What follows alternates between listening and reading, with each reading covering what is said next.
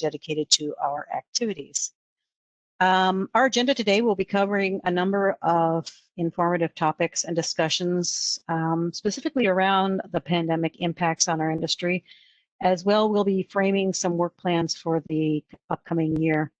And in that vein, I'm going to note that we plan on sending out a post-meeting survey on some of these future items, and we're going to be looking for volunteers to assist with moving forward on these initiatives. So I ask that you take the time to review the survey when we send it out and assist with some resources as you're able. So once again, welcome to the annual meeting, and we're going to try and begin with a bit of self-introduction of all the members participating on the call. So in order to do this with some semblance of order, I'm going to ask that you provide your name and affiliation in the chat box, and as they come up, I'll read them off, and that'll give us a bit of introduction of who is here.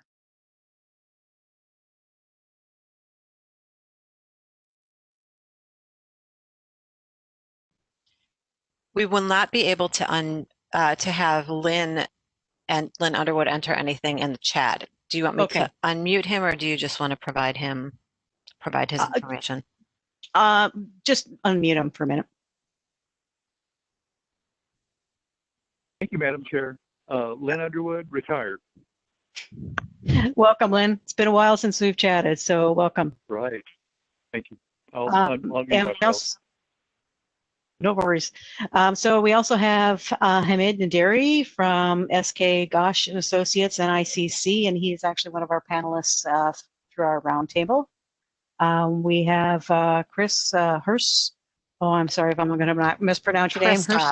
Christoph. Okay, he's from IT from the ICC. We have Bonnie Muharagwa. Oh my gosh, I'm sorry. City of Aspen, Colorado, from the Emerging Leaders Membership Council Liaison.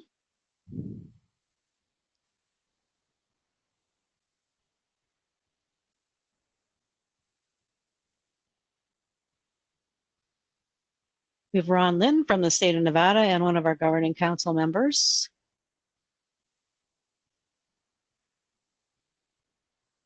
We have a number of panelists here also. David Gibson, representing WOBO.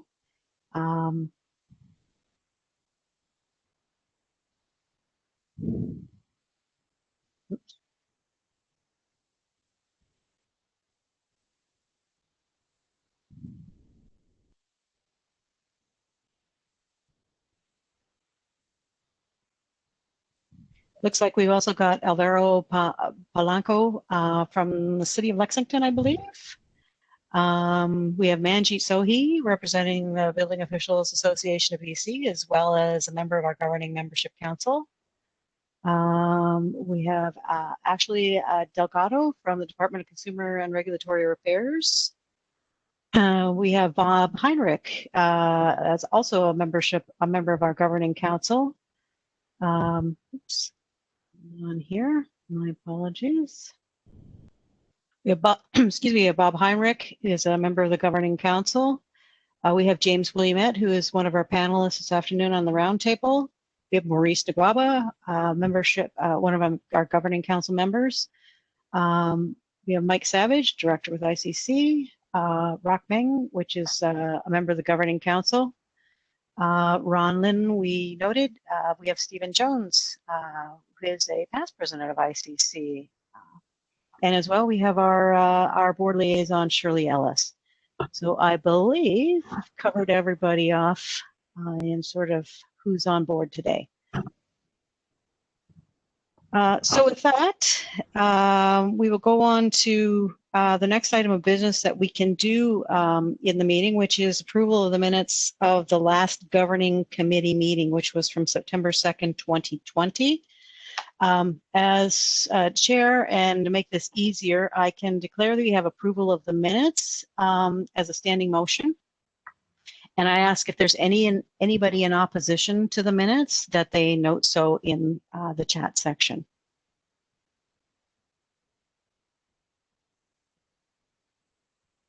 Seeing none, then we indicate that the minutes now stand for the last governing council meeting. The approval of the October 22nd, global membership annual meeting minutes. We are not able to do today because we do not have a quorum in the meeting, so we will hold that over until our next annual meeting, and we can approve them at the next time that we have a quorum. Next item of business on the agenda is overview of our annual report. Just give me a minute to get things in order here. Excellent. So as we noted in our mid-year report to the board, the COVID pandemic continued to impact the progress of some of the planned activities of the council for this year. Nevertheless, we continued to grow in numbers with our membership at 328 this year, up from 309 last year. As we look to the coming year, many of the planned activities are focused on supporting ICC's global strategy to increase the relevance of the organization outside of the United States and to serve as a leader in dialogue and activities related to building safety around the world. We continue to see the advantage in people's increased use of virtual platforms and willingness to engage in virtual meetings and dialogues due to the pandemic. And we need to capitalize on this to increase our engagement with the larger building safety community.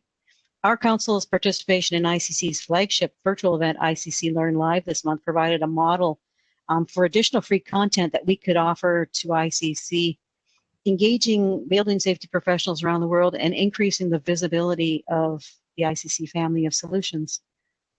The Sister Chapters program was designed to be one of the main initiatives undertaken by the council this year. We launched it at the 2012 annual meeting and conference last year, and there was strong initial interest from several of the U.S. chapters. Unfortunately, that interest level wasn't matched among ICC's global chapters, which led us to engage in discussions about the value proposition of ICC membership and engagement among building safety officials outside of the United States. And if you recall, that was a topic of one of the more lively meetings that the governing committee had this year, and resulted in a list of suggestions that was presented by ICC staff to management and that are currently under consideration, as well as some key initiatives that the Membership Council will prioritize in the coming year.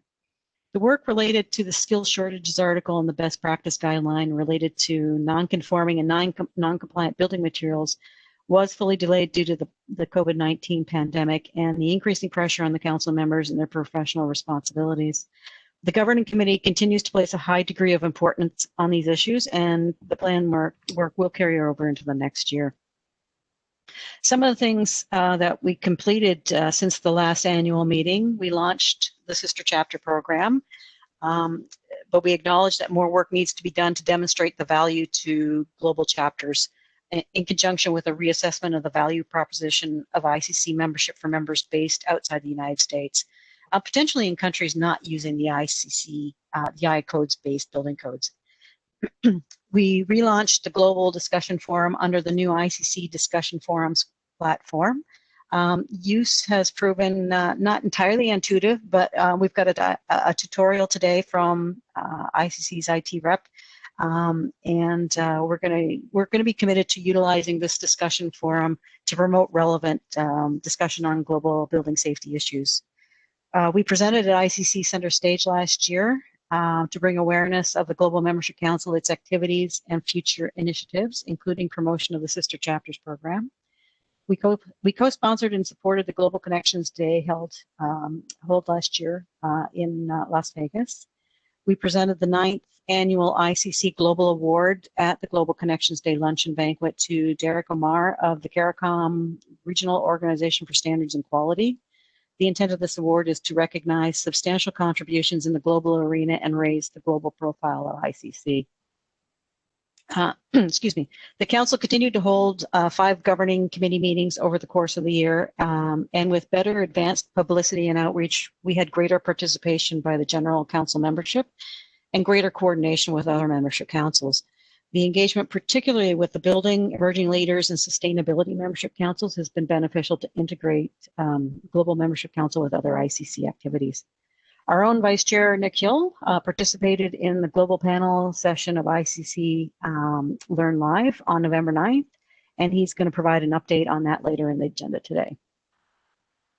So some anticipated activities for the upcoming year. We continue to have the best intentions to undertake the 2 research items pulling together information from our members' countries on areas of global interest. And the first is the aim to develop the best practices guideline that can be used in assessing product compliance with local codes and standards. And the second is the article for the Building Safety Journal, raising the awareness of the issue of the aging workforce and resulting skill shortages in the building industry around the world, because this topic is really relevant, outside the U.S., where ICC and other membership councils have focused on the treatment of the issue.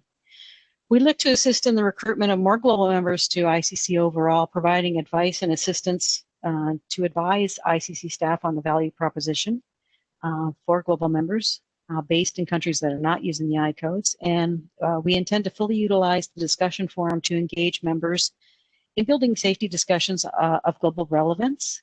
We have outreach to the World Organization of Building Officials, the International Building Quality Center, the World Bank, ICC global chapters, and global members to encourage discussion and productive exchange through the forum. As Nick will review later in the meeting, we plan to host quarterly webinars over the course of 2021 to discuss relevant global safety issues, modeled on the success of the global panel presented during ICC Learn Live. We will work with ICC staff to plan Global Connections Day 2021 with a focus on building codes in extreme weather, and hope that the impacts of the pandemic will be behind us so we can once again meet in person. We intend to award the 10th and possibly 11th annual ICC Global Award with the awardee to be selected through formal nomination and voting process. And finally, in some of the feedback and recommendations, in this year of challenging pandemic impacts, the Council acknowledged and thanks the Board for their continued support for the membership councils. And we look forward to the time when we can meet face-to-face to again collaborate and advance the strategic goals of the ICC. So that's basically the overview of the annual report that we provided to the Board this year. If there are any questions as we go along, you can note them in the chat as we go along, and we will monitor that to see if there's any comments that come out of it. On that note, I would like to call upon our board liaison, Shirley Ellis, to provide us a report from the board. Hello. Greetings from myself and the board of directors. Always great to see y'all. Wish it could be in person, but we're doing the best we can. The biggest news I have is I'm sure for some of us it's not going to be good news. For some of you it might be better. We are not going to be able to have in-person code change hearings this year due to COVID and the inability of travel. So they hold online for, they will begin April 11th, go through the 21st for the first session from 8 in the morning to 7 at night. I know we're all excited to hear about that. And then we will take a 3-day break. Then we will come back and start again from April 25th to May 5th from 8 to 7 p.m.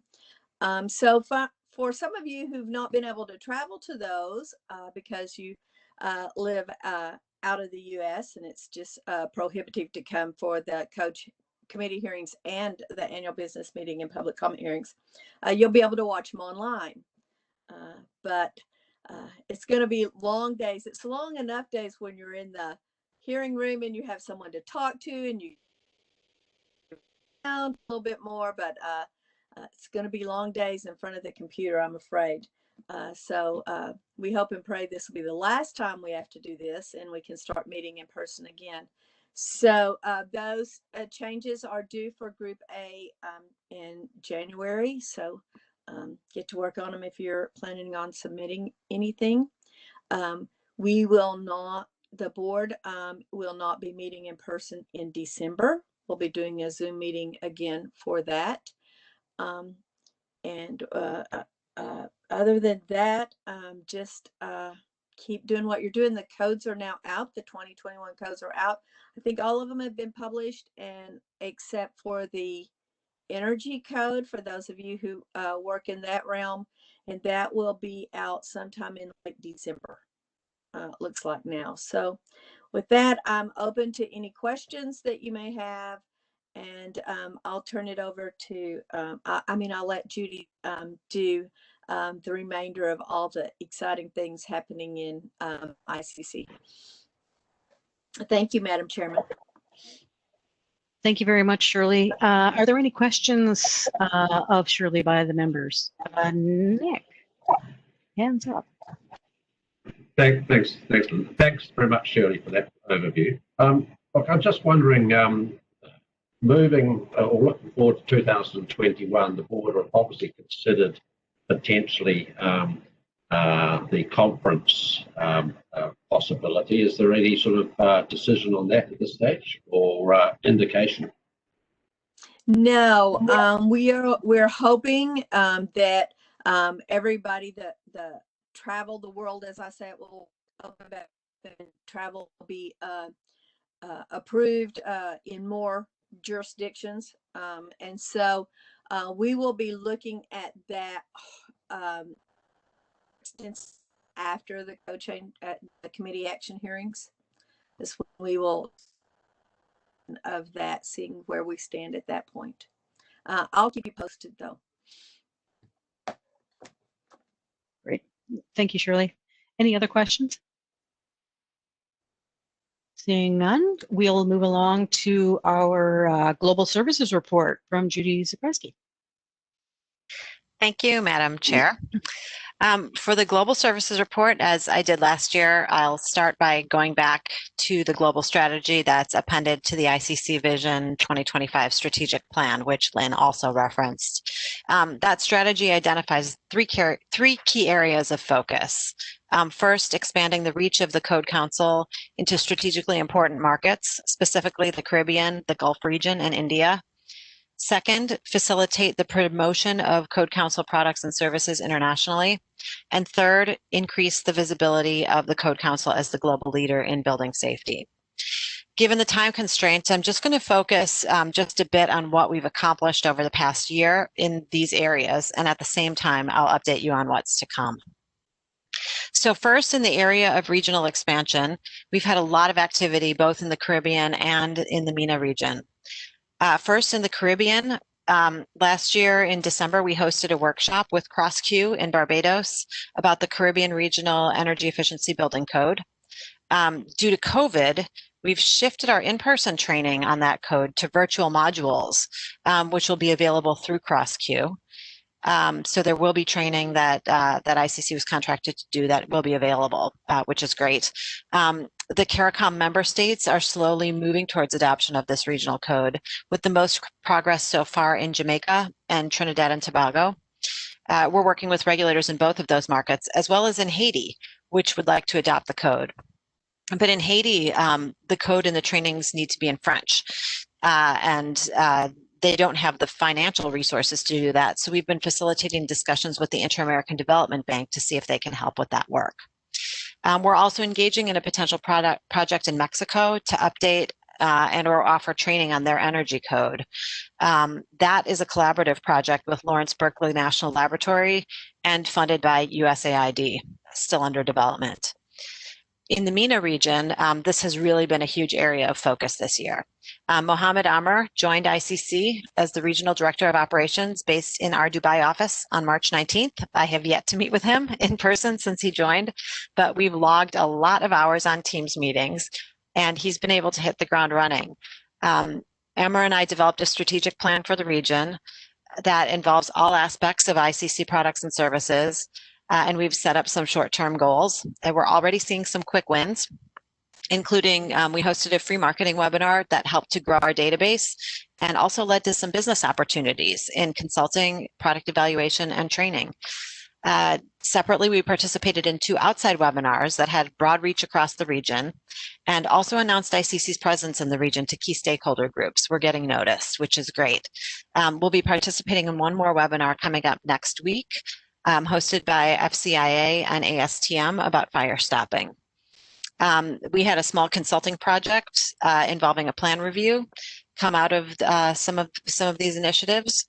Next month, our Learning Center will be providing a customized training program to a company in Dubai and Saudi Arabia for 6 professionals that are seeking our Fire Inspector 1 certification. So it's really exciting to think about having professionals outside the United States receiving these ICC certifications, which they can take through our Pronto system. We expect our IBC Essentials course to be included in the Gulf Standardization Organization training calendar in 2021. And we're working with AHJs in the region to seek recognition of ICCES reports and the ICCES and NTA testing and certification processes with the aim of becoming a notified body that will allow us to certify regulated products. And we're making good strides in this area. The India work has been sidetracked by COVID. And while a lot of the activity in India is IAS led, I've been able to continue to pursue a dialogue with the Bureau of Indian Standards about recognition and use of ICCES reports. Moving on to the second focus area, which is facilitating the promotion of Code Council products and services internationally. Here, we have several initiatives underway. We have ongoing consulting contracts for code development and/or capacity building in the Republic of Marshall Islands, Bangladesh, and in the new Saudi Arabian megacity project known as NEOM. We're working with authorities in the UAE, Saudi Arabia, and Australia to gain recognition for ICCES reports for compliance purposes of unregulated building products that are innovative. Our new offsite construction standards that are under development have global reach.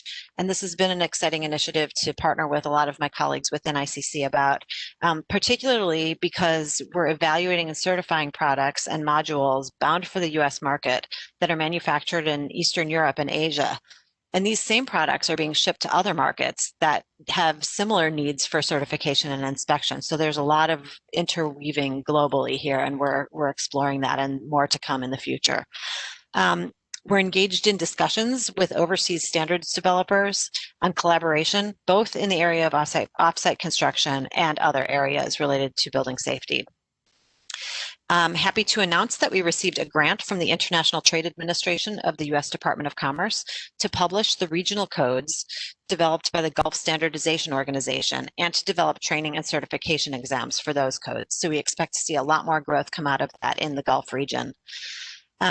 And finally, we're engaged with U.S. development organizations, including USAID and Millennium Challenge Corporation, to encourage the use of the I-codes, and particularly the ICC Performance Code in the countries in which they're providing funding. Finally, in the area of increasing the visibility of the Code Council as the global leader in building safety, we've had some good developments over the past year to report, along with plenty of work underway for the coming year. First, I've become the Secretariat of the Interjurisdictional Regional Collaboration Committee, the IRCC. We continue to be active in that organization. Second, together with partner organizations in Canada, Australia, and New Zealand, sort of as an outgrowth of the IRCC, we launched the Global Resiliency Dialogue, which many of you have heard about before. This group will be publishing a guideline about integrating climate science and future-looking weather data and mapping into building codes. That's geared to be published by the end of 2021, this guideline. In the interim, we expect to publish 2 white papers leading up to that. One that addresses the current use of weather and disaster mapping in building codes, and a second about what kind of integration should be possible. What are the limiting factors preventing codes from being more predictive when it comes to resilience to extreme weather events? Next, Dominic Sims, our CEO, joined the board of the International Building Quality Center, the IBQC, which is housed at the University of Canberra in Australia. And ICC hosted the inaugural annual forum for IBQC last month, which introduced the recently released Principles for Good Practice Building Regulation document that IBQC published. This is available as a free download on the IBQC website. And the forum was also recorded, and that can be accessed from the IBQC website as well. And we've got some plans underway for additional collaborative activities between ICC and IBQC for the coming year. ICC participates in the International Fire Safety Standards Coalition, IFSS, which just released a common principles document related to fire protection. And the first phase of the Global Building Codes tool was launched last month. This is a free resource that can be accessed on the ICC Global website and contains information about the building codes used around the world. We'll continue to populate this with information, and we're working with partner organizations, including the US government, to promote the site and to also increase the amount of information available on the site, particularly specific information about energy and fire codes. Finally, ICC participates in the Building Energy Codes Working Group that is part of the International Energy Agency's initiatives, and this is in partnership with the US Department of Energy. I'm thankful to all of you, to the Global Membership Council, for your support and responsiveness during the past year, to the outreach that I've put forth, and especially in your frank dialogue a few months ago about how to increase or restructure the value proposition for global members in the ICC. Increasing the value of our organization to global members remains a very high priority for me, and I'm working to develop some initiatives that can address this. I'll update you more in future meetings as this endeavor unfolds. Thank you for your attention, and thank you to the chair for allowing me to provide this update to our membership. Excellent. Thanks a lot, Judy. It's man, you've been really busy over the last year. That's awesome. Are there any questions from the group for anything out of the update from Judy? I don't see anything in the chat, and I don't see any hands up from anybody else. So that's excellent. Thank you very much. The next item of business, Nick, I'm going to ask you to give us a little bit of an update on the ICC Learn Live panel that you were part of last month, or actually this month. Thanks, Madam Chair. And Judy, that was a great synopsis of a hell of a lot of work. So well done. Look, I'm just going to talk about the Learn Live initiative, which is an educational and networking event that the ICC's put it on over the second week of November, and it covered 5 topics. The first one being global outlooks, which is the one that I was involved in, but others included the 2021 I-codes, careers, and virtual presentations and innovation.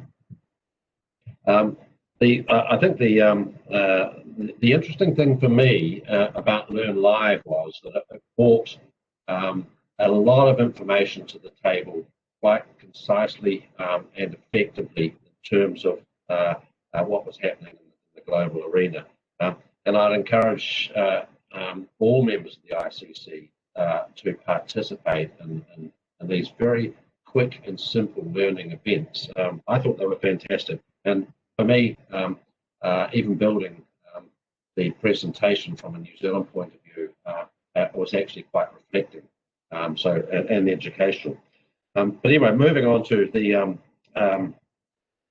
topic for our coverage, it was all about COVID-19 and the global impacts. And Judy facilitated the presentation, and we had 4 panelists. We had Tom Phoenix from the US, he hailed from North Carolina. We had Vern Emanuel from the Caribbean. He's the director of the St. Lucia Bureau of Standards. We had Mohammed Amir, who Judy's already introduced as the Regional Director of Operations for ICC MENA, and myself. And the idea was to give a perspective of each of the COVID impacts in those areas, and they were quite broad. So we started off covering immediate reactions, and then moved to a sort of an interactive discussion about the levels of success of various approaches, and then sort of finished up with the lessons learned. And I think the key was the key outtake was that every country probably went into COVID-19 about the same time. So there was obviously a lot of political background noise going on and awareness. But the the way each country went in was marginally different. For example, in our part of the world, in New Zealand and Australia, we took similar approaches. But New Zealand went into a total lockdown, and Australia went into an activity-based lockdown approach. Lockdown in New Zealand was for 6 weeks.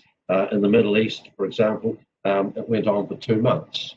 In the Caribbean, they went into a total lockdown for 1 week, and then continued in an isolation sort of situation and controlled circulation situation until the end of September. And of course, in the US, each state did their own, or took their own approach, and they phased. And there was a phasing over three scenarios or 3 levels. In New Zealand, we had 4 levels, and I think Australia we did as well. The impacts were different in each country and felt differently due to I guess the way each economy had developed. And I know that Vern talked about the difficulty of controlling construction workers in terms of transport between varying sites, and the need to document actually who was working on site, something that they hadn't done in the past. In New Zealand, we took a view that actually all construction, apart from essential construction, would stop immediately that the country went into lockdown. Subsequently, we believe that we could have actually continued, the larger construction projects without any problem, with controlled health and safety protocols. So, and overall, I think there are lots of lessons learned from the experiences of each country. The one thing that I think that all of us realised was that health and safety was a determinant in the way forward in each country. What I did particularly pick up on was that in St. Lucia, they actually put out a government mandate on how the COVID response would be managed. And if you've got an opportunity, I will go on to the St. Lucia government website and look at it. It's actually quite a good document. So, from an overall point of view, I think the 75 or so people that attended had a very good understanding of what was happening in various parts of the world. I think there were a lot of learnings. For example, in New Zealand, we now have what's called a COVID tracker, which is an app on your phone, and everywhere you go, you must click on a QR code so that your entry onto a site or even into retail shops is monitored. So as soon as there is a case, everyone that's been into that shop over the time of someone that's had COVID-19 and is immediately alerted. There are lots of control mechanisms and the like. So that's really that. I think it was about a 2-hour session, and a number of questions from the floor, which Judy then threw at each of us for a response. And I think, look, a great initiative from ICC, and I'm going to talk about the potential of extrapolating that and using it for the council moving forward. But hopefully that gives you a bit of an insight. Thank you, Nick. That's it's always very informative to see how the rest of the world approached some of the pandemic impacts and how they adapted to their business and how they adapted to things going forward. It's quite interesting. Any questions from the group for Nick? Not seeing any. We will continue on the agenda, and our next item of business is going to be, we're fortunate to have to have David Gibson, who is the governor for WOBO, and he's actually going to provide us an introduction and an overview of what WOBO is and what WOBO does, followed by the ability to have a little bit of Q&A with David on his presentation. So I will let you go forward, David. Thank you. Thank you very much. As an individual, I've always been involved in the construction industry, and you work there as an individual, you work in a small area, and you get used to, the closeness. What I found was that there were many issues that went way beyond the boundaries and the borders where I was actually working, and it wasn't just me, it was many other professionals, many other officials. So it was interesting that we move on to the next slide. In the April of '81, if we can move on a slide, please. Can we move the slide? Next slide.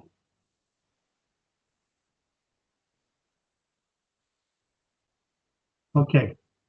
So back in the early '80s, there were a lot of discussions. A conference was held in Vancouver, and it was agreed to set up and develop a body of building officials. The conference took place in Canada in '84, as you can see, and there was so much information, so much knowledge out there that we needed to try and bring it together. And it was at that meeting, that conference, that the World Organization established, and you can see the countries that are listed below. So there was a lot of initiative, a lot of excitement, and we looked to move it forward. And we moved it forward. We had the motion that was set in place.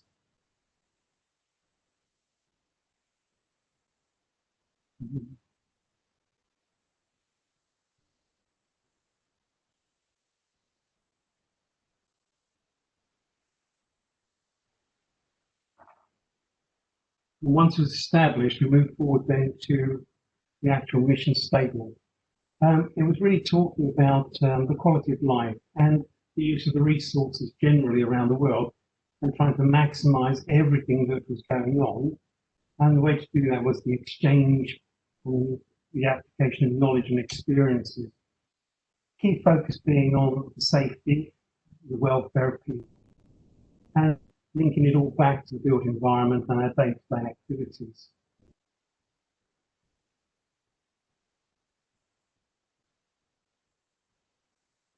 If we talk about groups, we were looking at building officials, and this really is about individuals who are all involved in the process. This is from stage one, where you're thinking of doing something, creating codes, developing codes, and just bringing people here and looking to actually enhance the level of public safety within the built environment. It's key, it still is key, and it's how we can actually take that forward.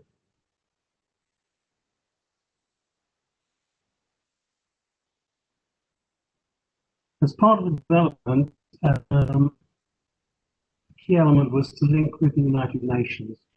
This is a lot through the habitat section, and in working with the United Nations, we was trying to focus on ways in which we could bring people together to share best practice. A lot of knowledge, a lot of information. It was how one could pull it together and try and get some commonality, the understanding of international standards and codes. Not so much of this is what you must do everywhere around the world, but it was what was applicable for that location. So it's taking the code, taking those documents and applying it in a reasonable way which actually met the needs of that environment. But the key to all of this was this business of this safe, sustainable built environment with the element of security that people could exist and enjoy life going forward.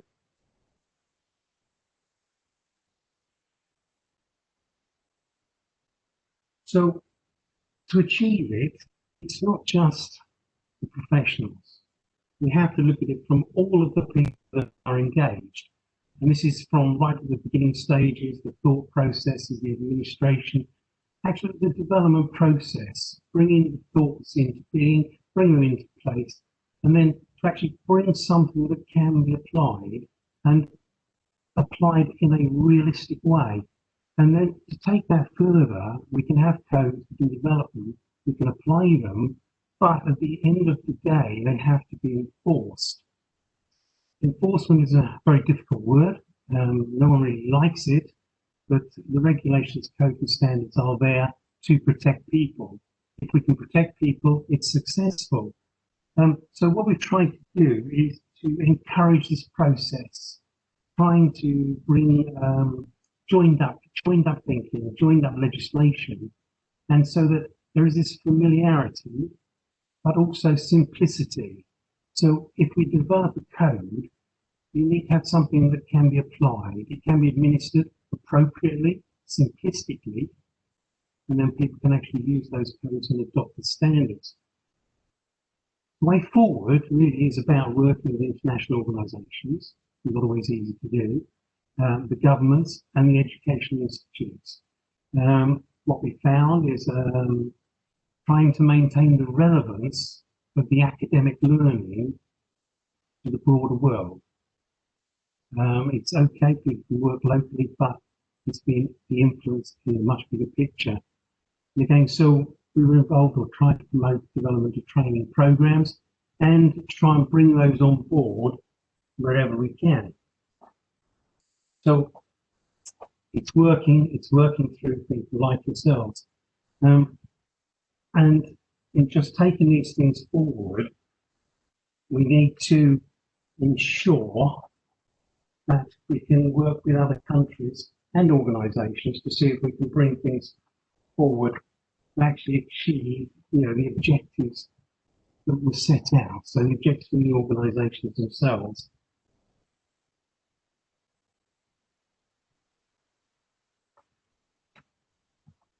And working through them with where we can, working through congresses. We're talking very much about standardisation where we can, the concept of materials that can be used in a global sense. That's part of your ICC development, and that is very good, very appropriate. The recognition of materials, it's something that we would propose, we would support. And at the same time, identifying the problem areas that happen locally, regionally, nationally, internationally, and try and come up with solutions to, sort of help avoid risk, prevent the risks occurring. And that's not only in buildings under construction, it's also in the existing buildings under construction, how they are adapted and how they are put into place. So there's a lot of work there which we look at and try and support wherever we can. It's a very broad goal. We mentioned COVID. COVID's a real issue. It's had a great impact in the UK. And what is recognised is that it's even more important, more essential that we actually focus on this whole business of the durable, safe, secure, sustainable communities. And that involves us all bringing information together, working together. And if we look at that in the context of general, the population increases, the movement from rural areas to city, coastal areas, it's how we can actually bring all of our activities together, working with others, to see that we can try and help wherever we can, nurture, persuade, encourage, and literally apply the legislation in the best way forward. So as an organisation, it really is about working from first principles through to the recognition of issues, development of solutions to those issues, the application, encouragement through training and development to apply those issues, but within the context of the location. This means working very much at a local level wherever we can. And that's really the key goal of the organisation. And again, I'm more than happy to talk through questions and everything else. and there's just some contact information. Thank you, David. Judy, are you going to put up the Q&A section so we can utilize that for easily doing any questions? Need to stop sharing in order to get my screen back. Okay. So Okay. I will, Yeah. I'm going to stop sharing, and it looks like we do not have any questions yet. Okay. What I would say is that obviously working with ICC, I've attended a lot of your conferences over the years and looked at developments that have been taking place, which is very good, very positive. And through our website, a lot of the information that you're working on, we are putting onto the site to try and promote the activities, make people aware that your codes are available and the work that's being carried out. And so we're trying to look at and encourage movement and visibility in terms of your actions and activities. So we shall see. David, do you have any thoughts on how WOBO would like or could interact with our Global Membership Council moving forward? I think there's a lot of issues related to the sharing of knowledge, the learning. A lot of that can be done online. It's whether one can identify common issues, common subject areas, and actually bring forward then some presentations and discussions and debate. I mean, in the UK, we've got major issues at the moment because of the Grenfell fire, and we're subject to major review, and that will affect not only legislation in terms of fire safety, but it will also affect the way in which we carry out our work. I think in the UK, the next 3 years are going to be more than hectic. I think a lot of the officials are going to have to re-qualify, retrain. They will be looking for more commonality between the private and the public sectors. And that's certainly an area that I'm looking at the moment to try and see how we can move that on. We've got a top end, if I use that term, in many of the authorities and also the private sector in terms of demographics. A lot of people now are looking at the issues and are thinking about moving away from it, not opting out. We're struggling to bring in the young blood. So some of the issues we're seeing is common to those that you're actually dealing with yourself. So we are having to look at ways in which we can encourage people, train people, make them enjoy life a little bit more in terms of construction. But it's a very, very difficult environment. The whole of the industry is going to be subject to review, and I think there's a lot of worried people, certainly in the areas of roles and responsibilities. And what's resulting at the moment is we've got a lot of property which has virtually zero value because of the materials that have been incorporated within those actual structures. And a lot of our lending people there are actually asking for people to certify that the buildings are fully safe. But if you haven't been involved in the construction, it's impossible to do without a lot of destructive testing to open up to inspect and control. So there's a whole area there of inspection, testing, identifying the problems and the solutions to put them right. So there are some big issues there.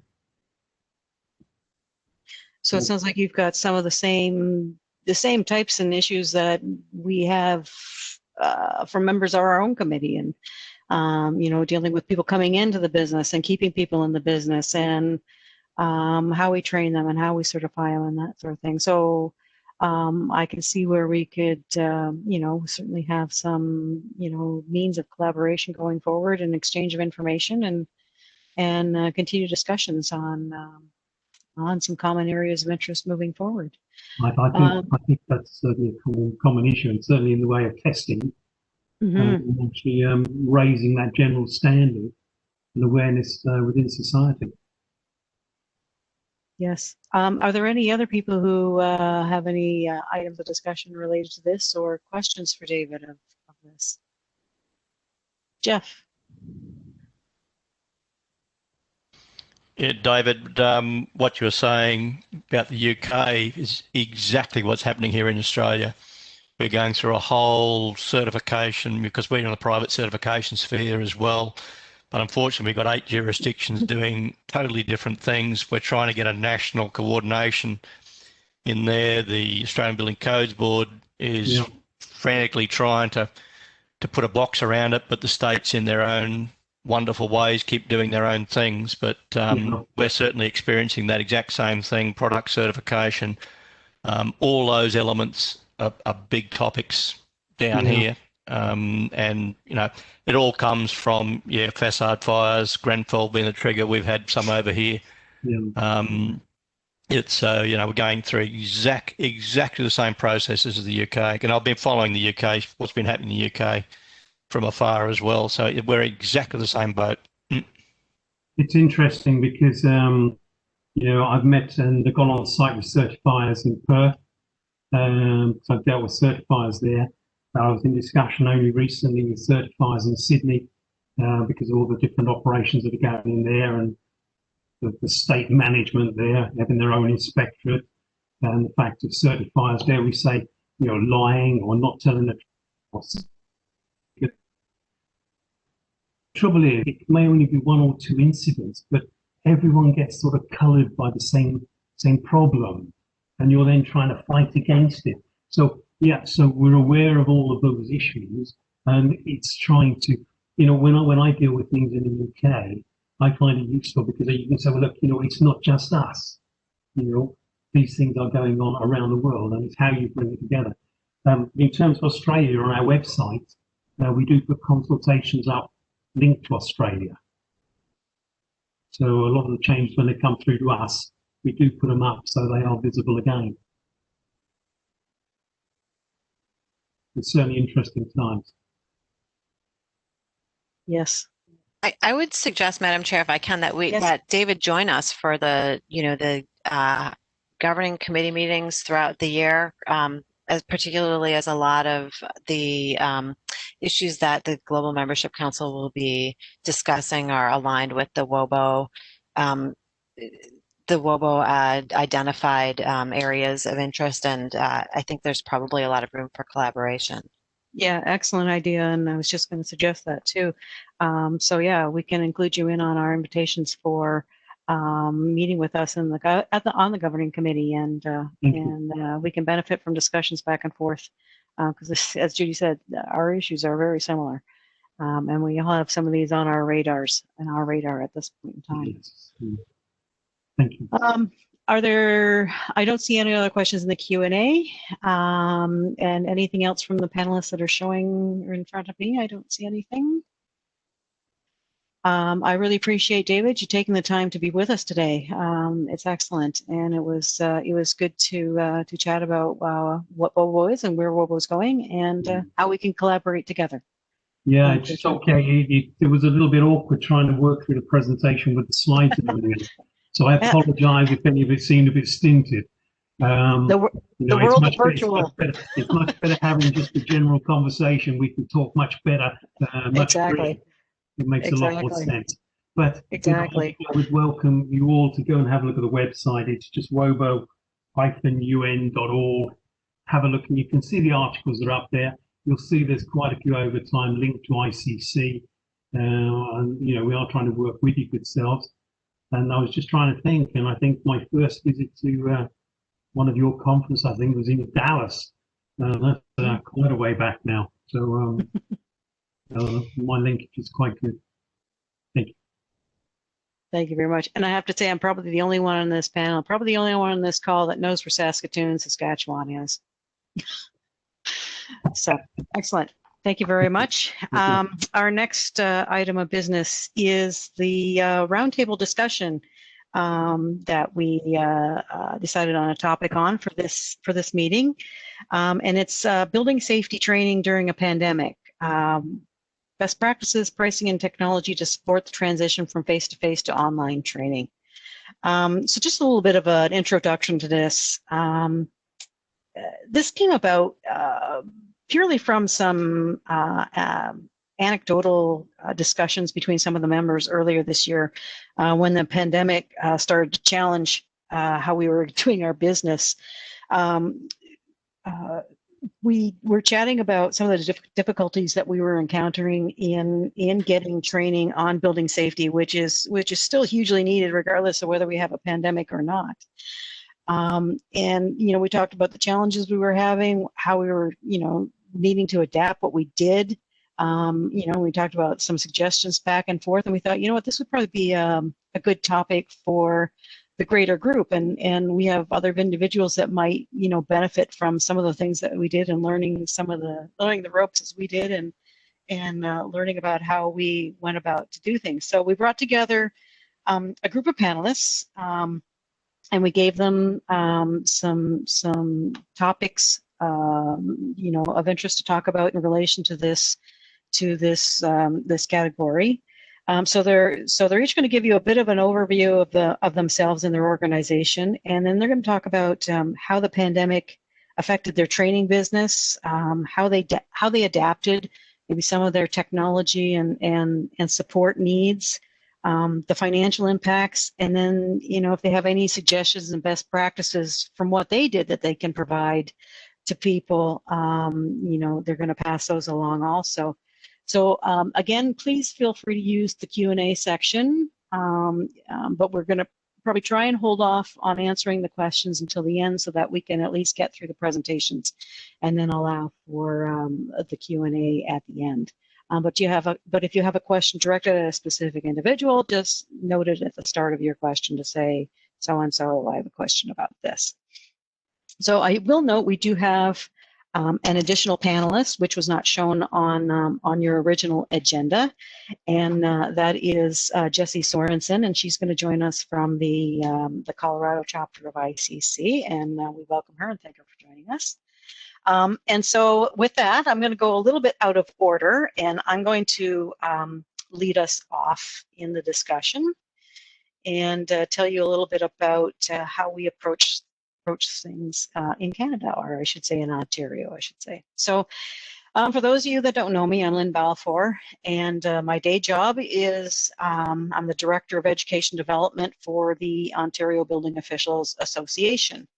So our little bit of marketing is we're a self-governing, non-for-profit professional association, and we represent probably close to 2,000 building officials in municipalities across Ontario.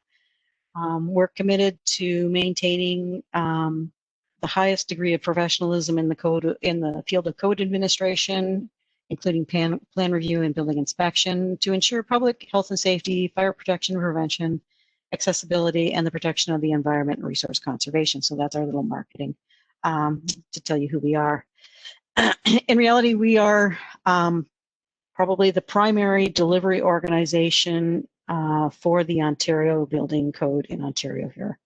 We currently have about 30 courses in our training platform, and the majority of those courses were primarily face-to-face delivery in like 5-day durations. So they were 5-day courses held in classroom type settings. Our primary participants were municipal building officials, but we do market and have quite a bit of participation from designers and contractors in the building industry. Our courses were primarily offered during the weekday, but we also have a partnership with George Brown College, which themselves are a primary delivery agent for similar courses to ours that were developed by the Ministry of Municipal Affairs and Housing. Their courses are primarily offered evenings and weekends, and their target is designers, contractors, and the general public. So our partnership in the future envisions, integrating our training materials to create what we would like to say would be the kind of best product for the building industry. So how did the pandemic affect our training business? So traditionally, we offered courses in our on-site training facility, which is in our head office in Toronto, or courses were offered locally through some municipalities or through our chapter network. When the pandemic hit in the middle of March, we'd just begun our spring training program, which would have run from the beginning of March to the end of June. And we had about 20 courses that were scheduled to run during that time. On March 13th, everything fell apart pretty much. All municipalities stopped travel, training, and the following week, we made the decision to basically cancel the courses that we had scheduled through mid-April. But we quickly realized that was going to be way too optimistic, and we ended up canceling our entire spring session. And then we had to change focus on how we were going to adapt to the uncertainty of what training was going to look like this fall and beyond. With that 30% loss of our annual training, the cancellation had an enormous impact on our training revenues and the viability of our association. Fortunately, there were some federal grants that were offered to assist small businesses coping with reduced revenues, which we qualified for, and that kind of got us through the worst of the pandemic and the worst of the financial impact. However, the ever-changing pandemic environment means we have no firm plan in place to be able to offer in-person training in the foreseeable future. And coming to this realization meant that the only way we were going to be able to offer training was adapt to an online delivery. So we spent the summer basically modifying our materials and training our instructors to go with this type of training delivery. So how did we adapt, and what type of support was needed? Suffice to say, I kind of wish I had a crystal ball last winter, so I could have bought up Zoom stock like it was going out of style. I'd be a pretty fortunate person right now. But if nothing else, this pandemic has made us all basically techno geeks and virtual savvy. Despite our challenges some days with making our presentations work and making everything come together. The OBOA, we quickly linked into Zoom as our primary platform to deliver virtual training. We briefly looked into other learning management systems, such as quote unquote, we have Blackboard, which was used by George Brown College, but it had such a huge learning curve, and we just quite frankly didn't have the time to learn a new system like that. And when we looked at the approach that we would need to do the virtual courses, we found we could keep it simple and strategize that the instructor simply needed to duplicate their classroom setting in a Zoom environment. So instead of looking at people in a classroom, they were looking at their students on a screen. That being said, there were still some challenges in that some participants didn't always have the needed technology as well. Some municipalities were reluctant to allow Zoom on computers and laptops that staff were using because of the challenges that Zoom had at the beginning with hacking. So we were fortunate that we had in-house IT staff that were able to address most of these issues as they arose. And we put up a backup plan together for our instructors who were not able to handle the technical requirements, hardware and software needed for technical delivery. But thankfully, we haven't had to utilize the backup plan yet. Our in-class model for materials utilized a hard copy instructor manual, a hard copy participant manual, and a slide deck to utilize. And timing was full days for a week. So we kept this same for the virtual delivery, with the only change being we now had to mail out all of our manuals to participants to their home addresses, because most of them were still working from home. And we moved to half-day sessions over 2 weeks instead of full-day sessions over a week. We found that it's challenging enough to sit in front of a computer, but trying to sit in front of a computer and learn complex technical information was just going to be a bit problematic for successfully running the courses. We toyed with the idea of moving materials fully online in more of like a webinar or a voiceover format, but cost would have been prohibitive, and our audience was really more receptive to the live instructional experience, and we found that has worked really well. Being able to interact between the instructor and the participants, it's went over well with the courses that we've done so far. We are recording all of our sessions, so participants can review after the fact, and we're strategizing a plan to package the recordings into a self-study model so that we can have another means to utilize the training that doesn't have to be just the online version.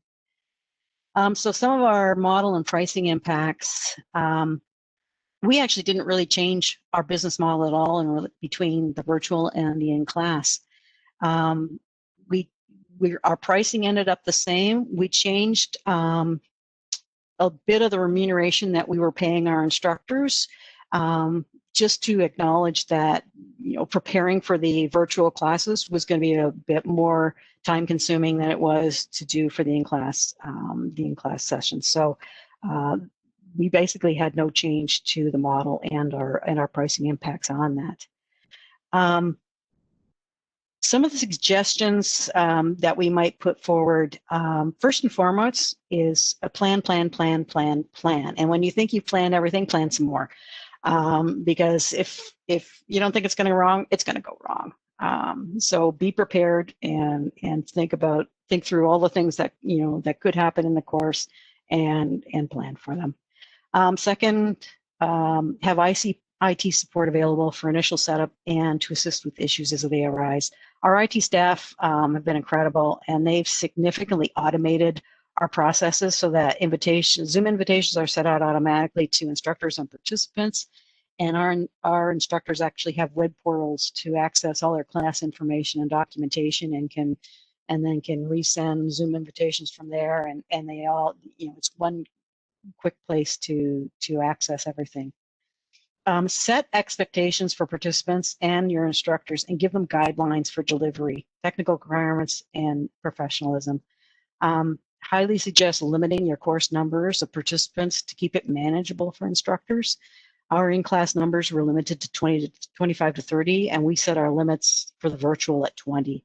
And some of our instructors have some challenges with that, trying to keep track of people and trying to keep track of what's going on. Acknowledge and make allowances for courses that are more challenging to deliver virtually, especially where the interaction between participants and instructors is a large part of the course. For example, we have 2 legal courses in our stable that cover the Building Code Act and Environment for Enforcement.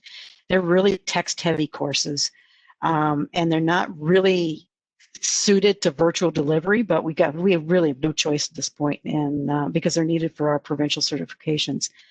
So as a result, we've had to manage expectation for these, and the instructors make themselves available after the course is finished to assist with questions that arise. So where is this going to fit in our post-pandemic training? Just a little fun fact, because it provides some context. Ontario's population is about 15 million people, and that's about not quite 40% of Canada's entire population. In land area, we're about 1 million square kilometers. So located in Southern Ontario, Toronto is our most populous city. And from there, it takes pretty much 2 days of traveling to get out of Ontario. So I mention this because it illustrates some of the current challenges in getting training to remote, rural, and northern areas of the province. So in saying that, I anticipate that this virtual learning experience is going to be part of our training platform alongside in-class training once pandemic restrictions allow us. We see this as a means of getting training to all areas of our province without people having to travel great distances to access it. And this also fits in with the feedback that we've been getting from participants that really appreciate being able to take training without having to travel to Toronto and all the associated costs with that. So this methodology will allow us to offer and deliver training to other provinces in the country if that's so needed and so desired by other provinces.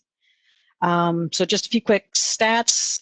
So far this fall, we offered and are offering about 20 virtual courses for a total of about 350 to 400 participants. We're going to continue on, obviously, in the winter, and as long as pandemic restrictions remain. We did have a couple of in-class sessions that's a couple of our chapters wanted to offer, and we are tentatively going ahead of that, where gathering limits will allow it, and of course subject to social distancing requirements and safety practices. However, I can say that's a moving target, and it changes every day whether that's going to be allowed in the future. So that's really just a brief overview of how OBOA adapted to this training environment. As I said, if any questions, we'll put them into the Q&A, and we'll go on. So I'm going to actually call on Nick Hill, and he's going to give us the New Zealand perspective. Thanks, Madam Chairman. Thanks, Lynn. So what you heard from Lynn, you'll probably hear a little bit from what we've been doing in New Zealand as well. So in New Zealand, the building officials represents in excess of 1,300 building surveyors across the country. We're a long, narrow island that dominates Australia to the west of Australia, and we're a population of around about 5 million, with about 1 million actually New Zealanders living offshore, who are busy trying to get home at the moment. I think the key thing for us in terms of the impacts of the pandemic were almost immediately we had a severe hit on probably our biggest registration intake for the year for about 3 or 4 years. And within weeks of the lockdown occurring on the 25th of March, we started to receive cancellations, requests for credits, and we and our forward book going into June, July was absolutely decimated.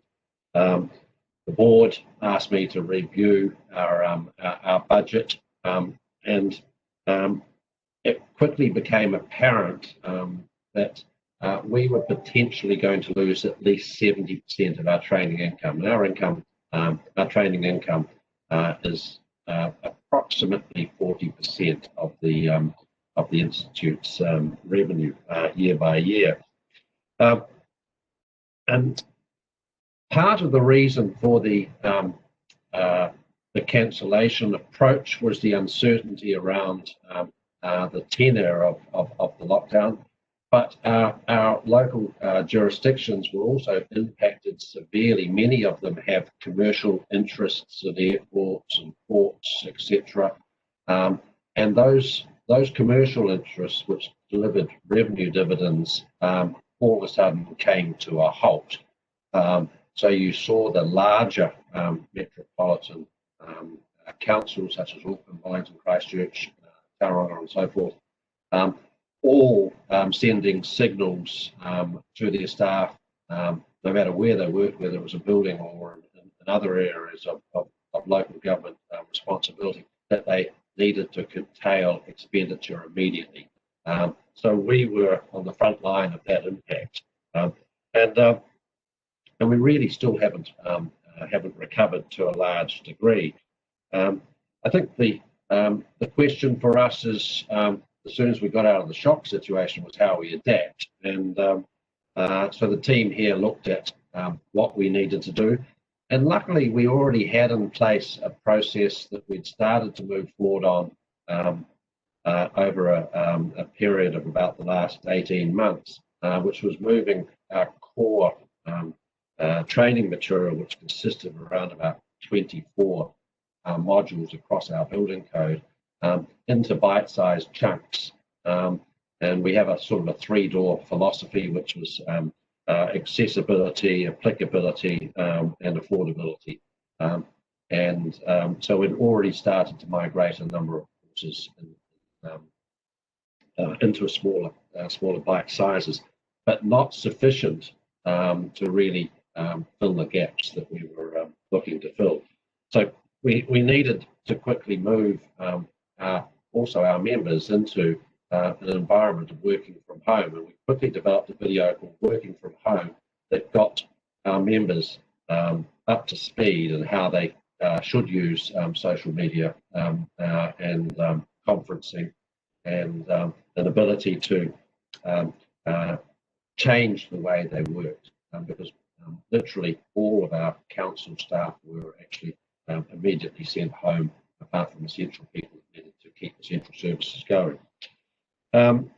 We did modify a number of courses quite quickly, and I suppose a couple of those had already been in the in the pipeline, which worked well. And we looked at moving some of our courses into a hybrid situations, well, online, but looking forward, developing them into a hybrid situation as well. So we had we prepared a lot of pre-reading material and sent that out, and then we'd run a tutorial, which is effectively a webinar tutorial, and then we would put an assessment at the end. Most of our jurisdictions require assessments, and I think one of the key things that we saw in the assessment processes in the online environment is we had to be a little bit tougher. So there was a heavier focus on how we went about our assessments. The impact, I suppose, on the business model on a day-to-day basis was an interesting one for us. We generally priced our course material at around about $600 a day. That covered the development. We amortize our training across usually 3 to 5 years, depending on where we think the duration of the course might last. And we build into that the accommodation and facilitated costs. We're a long, narrow country, and one of the biggest issues we have is providing accessible training for people in the north, but way down to the south. Some councils don't mind sending their staff long distances, others prefer to keep it local. So we looked at how we had to pitch the price model. We came up with a model that was roughly around a third of a day rate for about 2 hours. And that reflected the development costs that went into each training project. We also analysed that there were likely going to be risks, and we started to see risks coming through from councils quite quickly in terms of demanding courses that were very short, which we knew would probably compromise the long-term capability of our building surveyors, whether they're in the consenting or inspection side of it.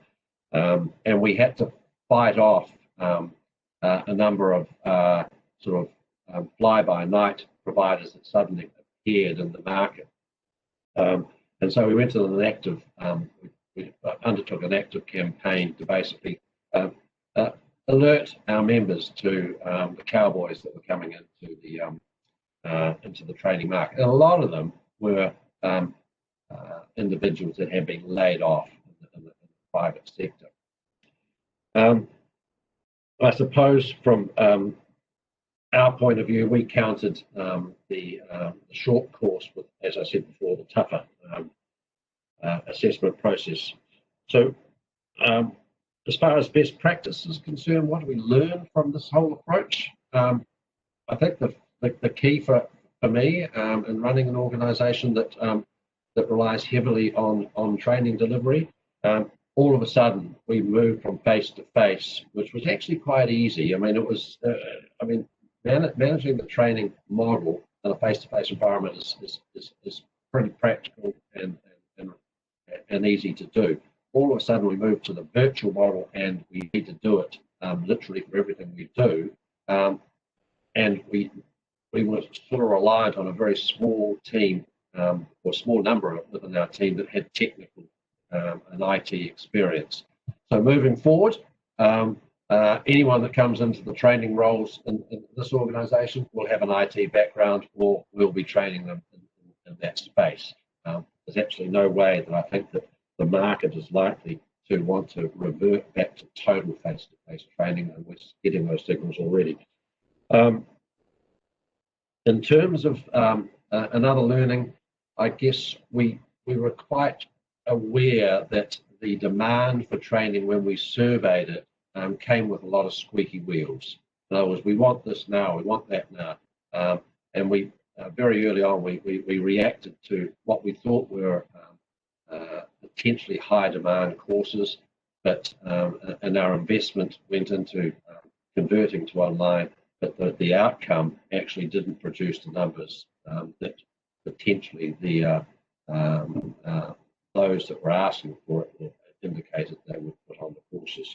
So just be very mindful when you're investing. You need to prioritise and work out where your best dollar is going to be spent in terms of development.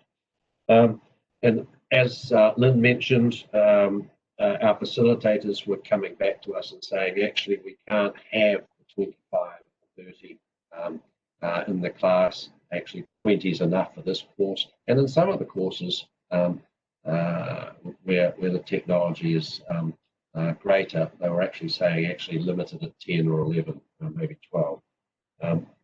So where do we think we're going to go in the future? Well, I think the future is a hybrid approach. I think the fact that we'd already focused on our 3 doors policy was a plus for us moving forward. It didn't actually help the bottom line, but we already had a model that we could work to. It allows the self-paced own times for learning. The costs for the employer are more positive in this tougher environment.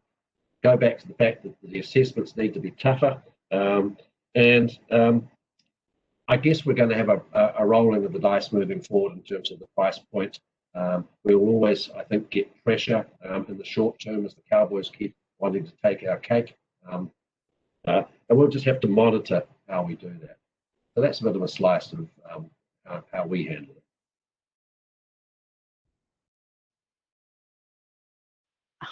Excellent. Thank you very much, Nick. In the essence of expediency, I'll just get right into it, and we're going to call on Hamid Naderi to give us a bit of the overview from SK Josh. Thanks. Thank you, Lynn.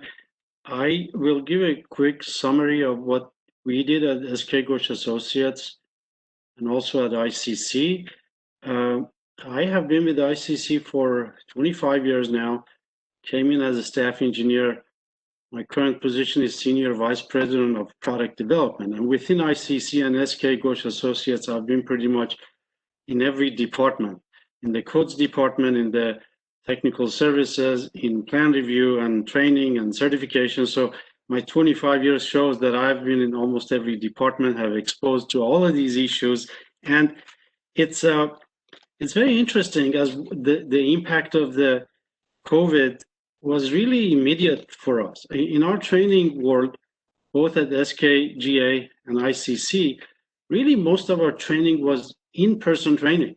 I mean, we had online training, we had webinars, we had on-demand courses, we had the virtual classrooms, we had all of that. But for the most part, our activities were a lot focused on in-person classrooms. And the reason for that is obviously our members are very much like to be networking, to be communicating with their peers from across the country or the region and have face-to-face discussions. Obviously, when you're face-to-face with an instructor and your peers, it's a lot easier to communicate technical matters. So for us, it was an immediate abruption of business for the most part. And we had to immediately, first of all, ICC and all of the ICC family of solution entities had to move into home offices. That was a huge task. So first of all, we had to move all the staff into home offices, which I want to really commend our IT department, which were able to accommodate that flawlessly. And I know Chris Ristov is here on the call with us. And so I just want to thank him and all of the IT department for the smooth transition of all of the staff into home offices. And then, of course, the challenges of the staff actually. Now everyone, rather than being next to each other in office settings, being able to communicate right away, walk a few feet and talk and resolve issues, now they had to do everything online. So that was huge. And on top of all of that, we had to take all of our courses and convert them to online. All of them, all of the in-person classrooms had to be converted. So it was a huge, complicated task. And the number of courses that ICC and SKGA teach together is really huge. And therefore, that was very challenging, but very, very successfully done by our staff, both in the IT department and in the training and education and SK Ghosh Associates. So those, I think, are very huge. The The other challenge for us was that we obviously had short webinars, let's say 1 hour, hour and a half, 2 hour webinars, as well as half day or 1 day classes. Those are okay. You can somehow manage those. But we also, on the ICC side, have multi-day events. We have what we call institutes, which sometimes are 5 days. We have test academies, which are sometimes 3 or 4 days or 5 days. And we know that it's very well known that you can't keep people's attention to more than 1 or 2 hours in online anything. And so what we would do with 5 day or 3 day or 4 day institutes and test academies was a big issue for us. And I think at the end of the day, we decided it's impossible to take a 5 day, for example, institute, break it down into a month or two, because a lot of times people needed to get the information pretty much immediately, or in the case of our test academies, people wanted to go through these test academies and be able to actually go take a certification exam. So they didn't want to wait a month or two for us to break the training into smaller pieces. So what we are doing actually is we are doing multi-day seminars and webinars online. That's exactly what we are doing. And so that also creates a challenge for our technical staff, because a lot of our training is done by internal technical staff. But obviously, there are some people who feel more comfortable in teaching in person. Some are not very comfortable in teaching online. It creates its own challenges, as everybody mentioned, technology challenges and everything else. So we have had to actually rely a little bit more on outside contractors because of staffing issues and some staff who may not really do well online. So I think those are really a quick summary of things that we have done. We have our training department and SK Ghosh Associates very successfully are doing online training. I think besides that initial shock and having to convert everything quickly, right now I think things are pretty much back on normal for us. We're doing very well on both SKGA and ICC. One of the other things that helped us a lot was our preferred educational provider network. We launched the preferred provider network in 2014, and currently there are more than 400 entities and individuals who are part of that network and teach classes and provide training. And the reason we created this network was that we realized it's impossible for ICC to be everything to everyone and teach 1,000 courses a day. Therefore, we had people in the industry who were providing great training, but their training was not accounted for continuing educations for people to renew their certifications. Therefore, we created this network which creates a collaboration between a lot of our partners and others in the industry, in the building safety industry, to be able to also provide training. So when the pandemic hit, when we were impacted some by providing all the training that we needed to, there were a lot of our preferred providers who already had online training as well. So that was another resource that our members or others interested could turn to. So I think pretty much that really quickly summarizes what we have been doing. I think what's going to happen, I think a lot of virtual settings is going to happen. I know a lot of our bigger chapters, and maybe Jesse is going to talk to this later, is that, for example, our Building Professional Institute here in Texas, which is a collaboration between Building Officials Association of Texas and the University of Texas Construction Research Center, they have been doing in-person training now for 28 years. And this year they have had to do it virtually. So 2 weeks ago, actually, here in Austin, the Central Texas PPI was going on. I went down there to visit them. And in each classroom, they had maybe 3 participants or 4 participants, but it was being conducted virtually. So they had maybe 30 or 40 people actually online participating. So I think that is probably the model that will be very effective going forward as the hybrid that has already been mentioned. So, and I think that's not going to change. I think for the most part, I think after this pandemic is over, we will be going to, I think, to a lot of in-person classes. But I think this hybrid format will be a very, very strong approach for us as well, and will continue because it will save people travel time, it will save travel expenses, and people actually, a lot of people actually now they are more accustomed to online training, whereas previously maybe they hesitated to do it. So I think all of that together tells us that the future will probably be very strongly on this hybrid model. And I will finish with the pricing impact. We did not really, for the most part, change our pricing structures. However, on the SK Ghosh Associate side, we did create a discount structure for small businesses. We did create some discount structure for others. And on the ICC side, for the contractor type training, where an entity would come to ICC and contract with ICC to provide training, we did provide some discount there because our instructors were not traveling anymore. It was being done online. So that created opportunity for us to provide some discounts. So I think that quickly summarizes pretty much what we have been doing at SK Ghosh Associates and ICC.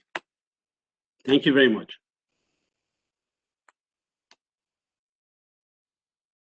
There. Thank you very much, Amit. I'm hearing some common themes here, which is not surprising. On that note, I'm going to call on James Williamette from the Chapter 3 Educational Institute. Thank you. Actually, pretty much I heard a lot and I learned a lot. So thank you, one, for inviting me, because it's very nice to hear what different parts of the world is doing. One of the things I want to throw out to your group before I talk about the school is best practices. Major jurisdictions is always looking for best practices with the World Organization you guys got going and stuff. Some of the practices that are happening in other countries would be phenomenal to be shared with us. And at the same time, if they went and looked at the best practices we created, it'd be great. So, well, with that, I'm going to go back into the Region 3 school stuff. Currently, I co-chair with what Region 3 school. Region 3 school consists of Minnesota, North Dakota, Wisconsin, Iowa, and what we've done there is we looked at a lot of things when it hit us. We're like, what are we going to do? How are we going to do this? Because our business model and the way we run the school is all designed off how many people we have coming, because if you've ever run a school at all, you'll know that you've got certain things that happen as far as how the business works. The business works that you've got instructors at a certain cost, you got a hotel at a certain cost, you got food at a certain cost. You got to have so many people to make all those numbers work. So when you're in contracts with hotels, it gets very sticky, because this year was like, what do? We got a contract where you guaranteed this hotel this much money. We guaranteed them to do this much stuff. Luckily, we are also in contract with ICC. ICC was, they were great to work with. Liz was fabulous, talking back and forth with us on many different things. One of the things that we came across with is the online training and how we're going to do it. And ICC stepped up and said, yeah, we're willing to have all our instructors do online training. So we're going to have hybrid online training at our institute this year. Plus, we're also going to do face-to-face. One of the things that we heard from all of our members when we polled our members is we still want to do face-to-face. Let's keep social distancing. So we talked to the hotel, re-looked at the numbers, said, okay, this is how many people we got coming face-to-face. This is how many we may have coming hybrid-wise. What do you think? These are the numbers we're looking at. And the hotel actually sat with us and said, you know, this is a partnership. Let's try to make this work the best we can. We're all in the same boat, so let's do the best we can. And in Region 3, we do about 1,450 training days a year is what we average. And those people we're training are building officials, designers, and contractors. And building officials and designers and contractors are all required to have what's called CEUs, continued education units for the state of Minnesota to maintain your license. So that's kind of how we're working on some of that. So impact of the pandemic, it has changed the way we've done business. I shared some of those things earlier with you. One of the things that came into play right away was the access for Team Online, streaming video in and out, how we're going to do it, who's going to host it, all those things. Those were all huge issues that we looked at, and different issues on how we're going to deal with it. We were lucky because we had Greg Smith.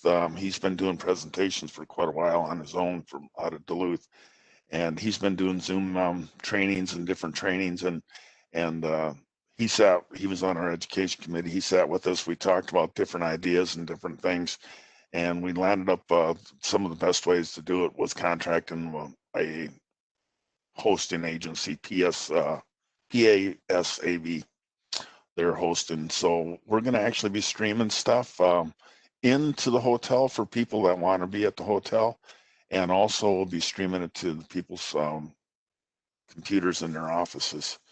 So with that came pricing. We were trying to figure out how to create the pricing for people that are at the hotel versus the non-hotel ones, which was also interesting to work through some of those issues that we dealt with.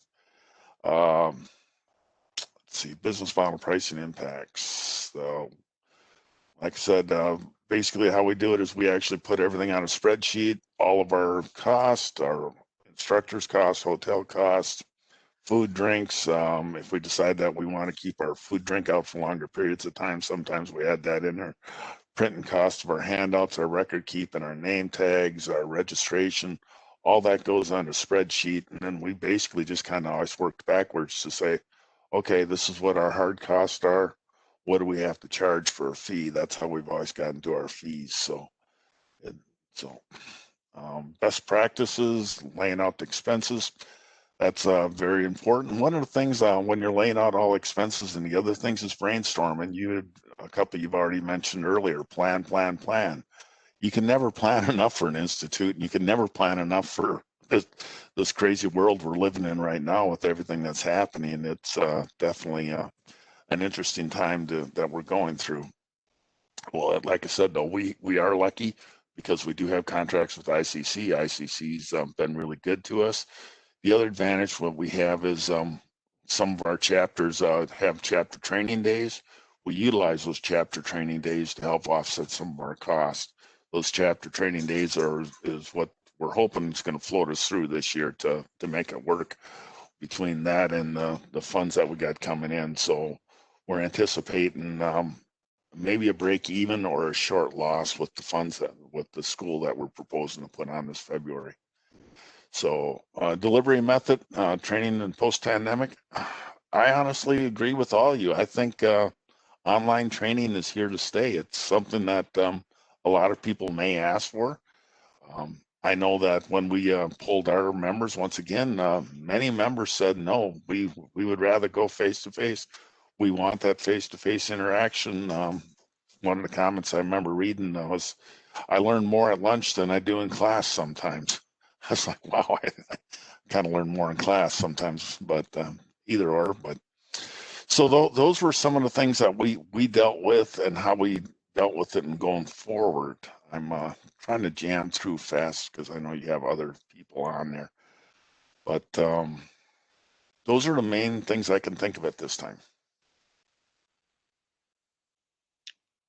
Excellent. Thank you very much, James. Again, some common themes going ahead forward, and actually, I'm impressed that you're still able to do a little bit of face-to-face. That's great because you know what, both methods have their need and have their place in the training area. Our last panelist is going to be Jessie Sorensen, and she's representing the Colorado chapter ICC. So, welcome, Jessie. Hello, thanks for having me. I have to say that I think I got more out of this than you might get out of me. So super score, thank you. My name is Jessie Sorensen. I am a commercial plans examiner for the town of Parker in Colorado. I also am the chair of education for Permit Tech Nation, the Colorado Association of Permit Techs. And then I'm the vice chair for the education and a committee member for the Colorado chapter. I really like education. Or I drew the short straw too many times. The impact it's had on us chapter-wise. So as the Colorado chapter, it's been huge. The numbers are down for probably 50% overall for In person is created a burden. Getting volunteers to set it up. The Colorado chapter is ran by all volunteers. So we're all just code nerds that try to run the Colorado chapter. So we're dealing with the work pandemic as well as the education and the chapter side of it, as you all would probably understand the same. It's just a big learning curve and in a bigger time commitment than I think most of us were used to. So time is a big one for impact, especially while trying to maintain the standard of education that we're used to providing. How did we adapt? Technology. As a millennial, and I can make fun of myself because I'm totally a millennial, it was hard for me to adapt to the new technology changes. So even learning Zoom and GoToWebinar, and Judy was so kind today to call me and run me through WebEx, because this is my first time running through WebEx and Teams and learning the different functions and functionality. And that's not just me, that's teaching our members those, and we're really good about sending out tutorials prior to using a webinar system, and then being able to like have somebody available constantly before a training so that they have questions and we can trial it and send them invites and make sure that they get all the information. We're going to continue virtual classes. We were lucky enough this year to hold our institute in March. Our Colorado Educational Institute is in its like 37th year. It's 5 days. It brings in about 700 people a day, 13 classes a day. It's normally held at a hotel. So we got that off in person the first week of March this year. Next year, we actually polled our members, and 60% of them actually said they were able and willing to come to an in-person training. So we thought it would help decide if we wanted to stick with in-person and stick with the CDC guidelines, or if we wanted to just go all virtual.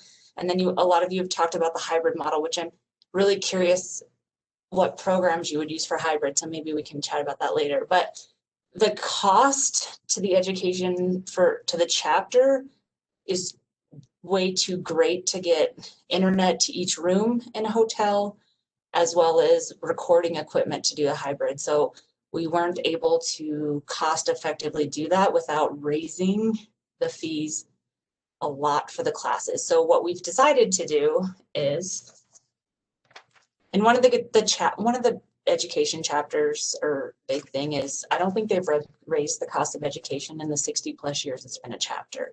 So they're big on keeping the price super low because it's more about the education than the funds to the chapter. So this year we are taking our 60 platform classes and turning them into 30. It will be all virtual. We are not going to do any in person. I lost it. So we're going to offer the full week, we're going to offer a few classes a day, and then we're going to continue it throughout the year. So every week or every 2 weeks, we will continue the other 30 classes throughout the year. So if there's a class you really wanted or needed, it'll just maybe not be available that first week. So they're all going to happen, hopefully the 30 of them, but it'll be throughout the year. And we also cut the price in half per class. So now that we're not doing the hotel and we're not doing the rooms and we're not doing the food and the drink, we were able to actually reduce more of the cost. And then I think that's it for the chapter. I appreciate somebody, I think it was you, Lynn, that brought up the restriction of people. We have not even considered.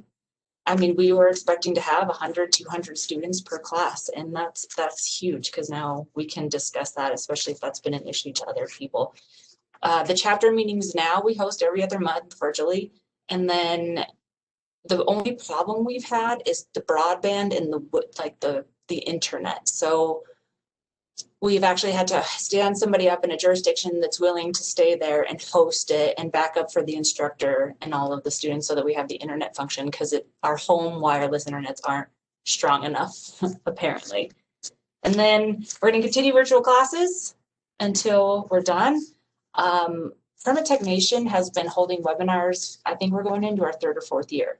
So on a bonus side, I'm really excited that more instructors, for lack of terms, are forced to go to virtual training, because there's actually a lot of chapters out there that seek it and not many people offered it until this. So it's really refreshing to see more people get on board with online training, because some places across the United States, or that's all they have is the option of online training. They're very rural places, or they're permatex that, you know, can't get away from the front counter, so that's all they get. Delivery method. And I think that's all I got.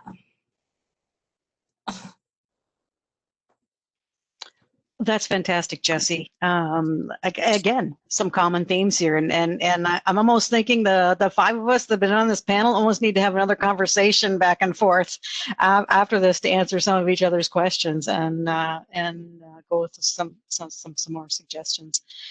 We did only have one question in the Q&A, and it was really a general question about whether or not if you had required CEUs, like continuing education units, and renewals, if there was some ability to put those on hold, or if there was a requirement to put those on hold in your general areas. And I can say on behalf of OBOA,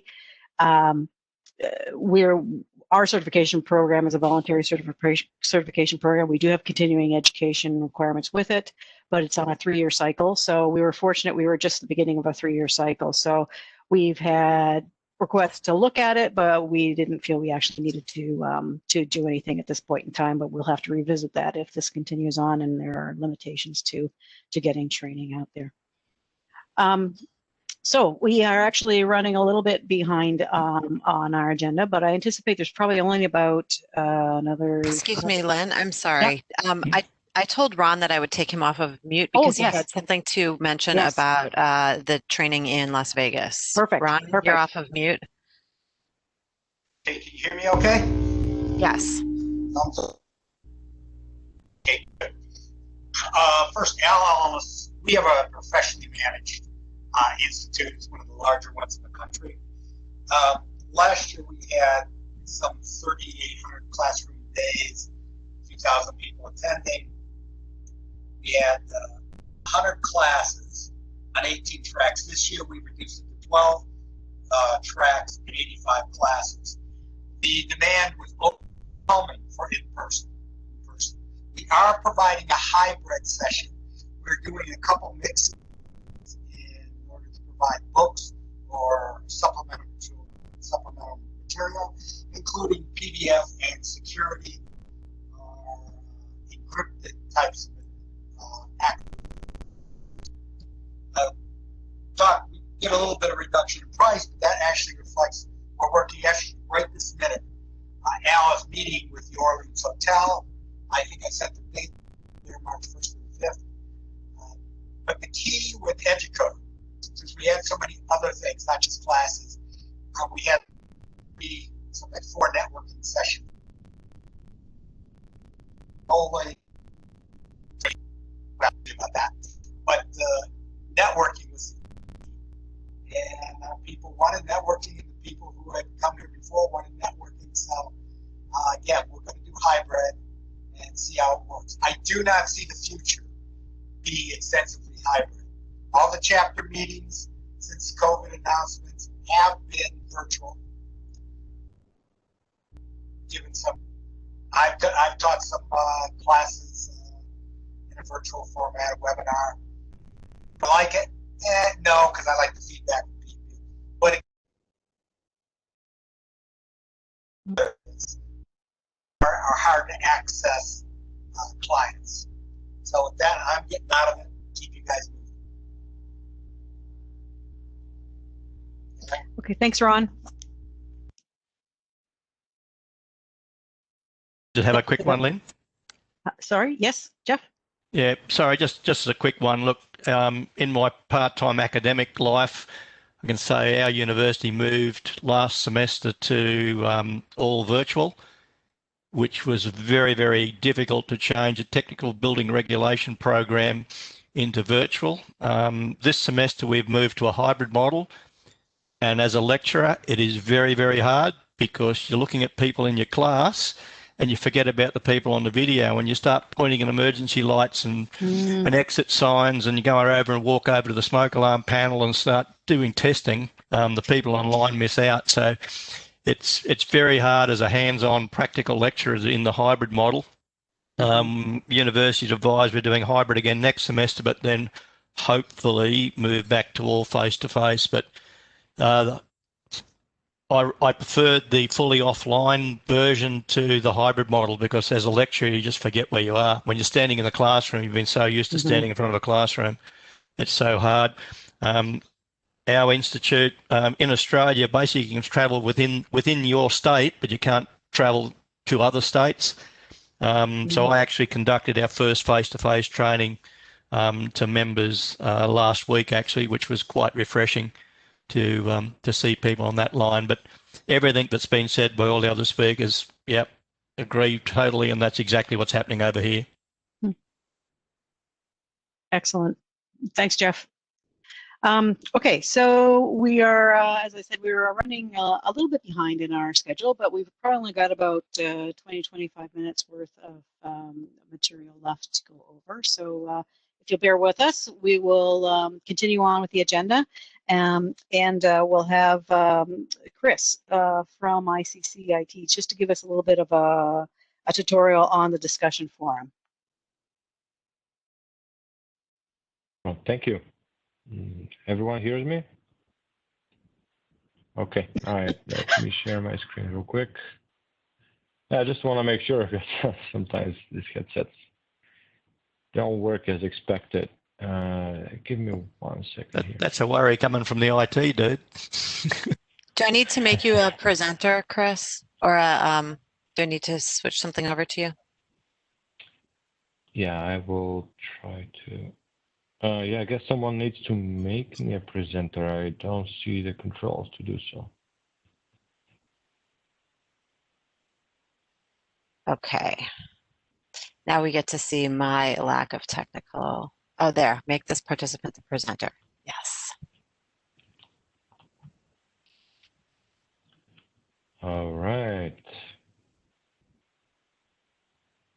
Okay, here's my screen.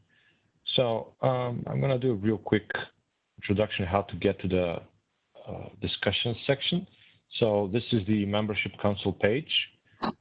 If you come to ICC site and land on this page, obviously you can come down to the footer and navigate to discussions. This is one way of doing it.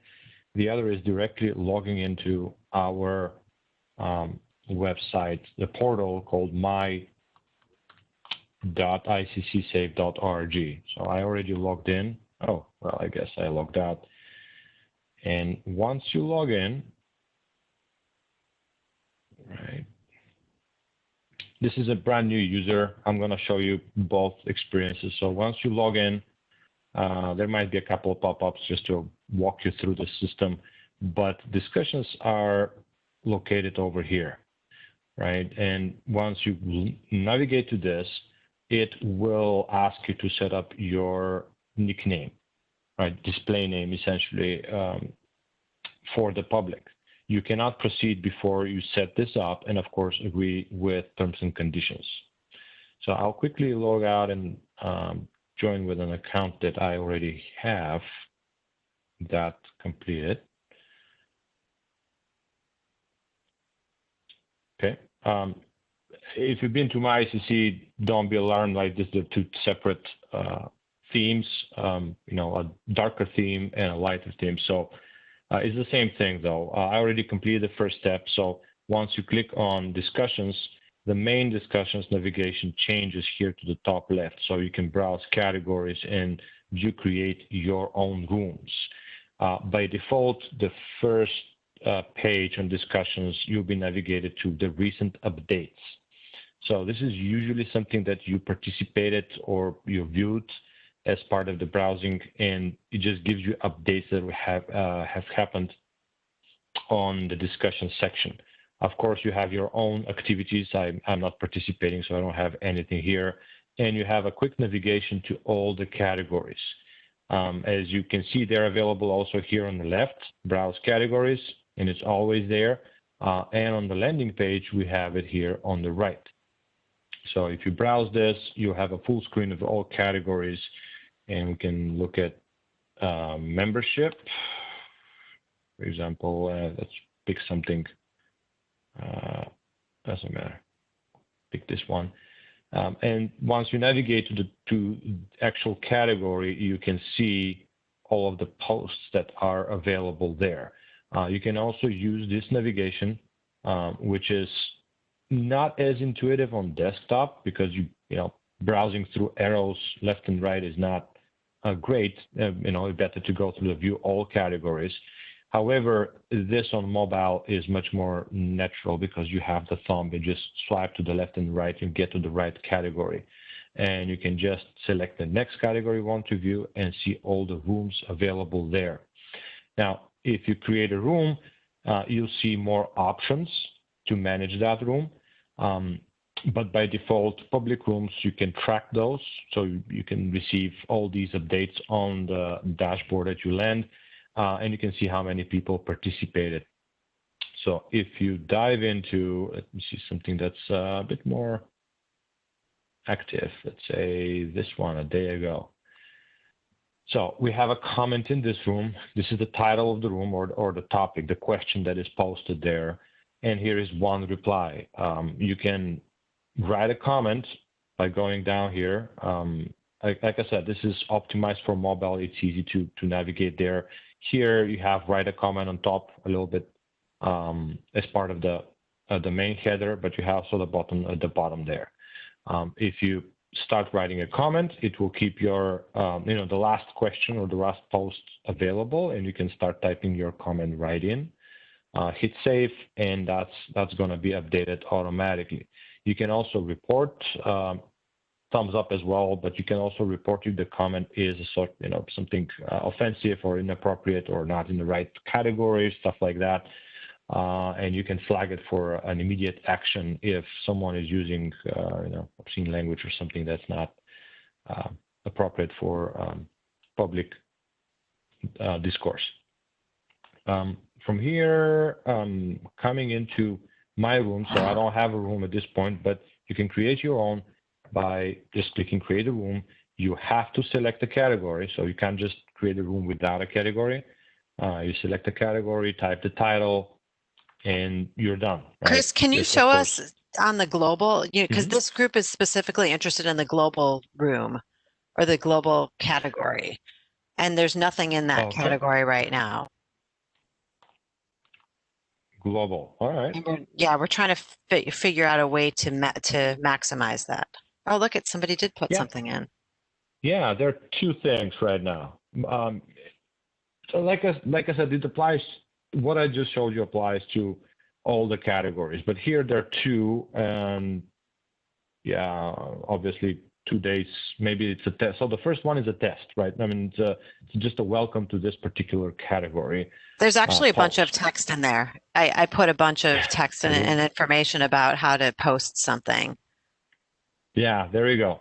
And all of that can be managed. So now this is the public, and we have a special admin section where you can manage this in a little bit better control. So you can pin things to show up first. Like let's say this particular post, you want to show it first.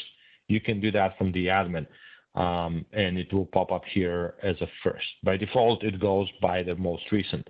The same thing goes if you go back to the category. You can pin this whole section to stay on top first. So that can be controlled. Usually ICC have access to it, but if someone outside of ICC needs control, we can coordinate and provide access. Is there anything else specific you want to see here? I think if I'm going to put the chat function back up. If people have questions, they can put it in the chat. But I think the last time people were just having a lot of difficulty kind of getting to this and figuring out how to start discussions and to maintain the discussions. Okay, so I hear. So if you want to post here, maybe we can figure out a way to add additional navigation as part of that particular category. But if you want to post something here, I will have to delete it after that. But you come in here, like I said, you create a room, which will open a new, we call it a room, but essentially you post a question, you open for discussion. So you have to select the global category. You got to search it, right? It's here, or you can just start typing and it will filter the category. And then you can post test title. I'll have my developers delete that tomorrow and test post. That's it. Well, I guess we need some more length in the title. If it's red, like it was showing like that, if you navigate out and you get an error. So just make sure before you post, you resolve all the errors there, and it's good. So now all you need to do is just get a post. And there you go. That's your room. Again, anytime you come to view create rooms, you can navigate directly to that room. And eventually you can delete it if you want to. Right? There's a delete room or edit room capabilities there. And now if you go back to that category, global, right? There are 3 rooms already. Voila. And the first room is the one that you just created. And again, you have additional features because you own the room, right? You created it. And you can see there are more options, essentially edit room and delete room right here because it's the one that you created. Is that covering what people were experiencing here? I'm not seeing any questions in the chat, so I'm gonna go ahead, Chris, and say yes. That gives us the sort of overview that we need, and we can follow up with a post chat or with a post meeting email to the membership council and get people to sort of volunteer to set up test questions, maybe.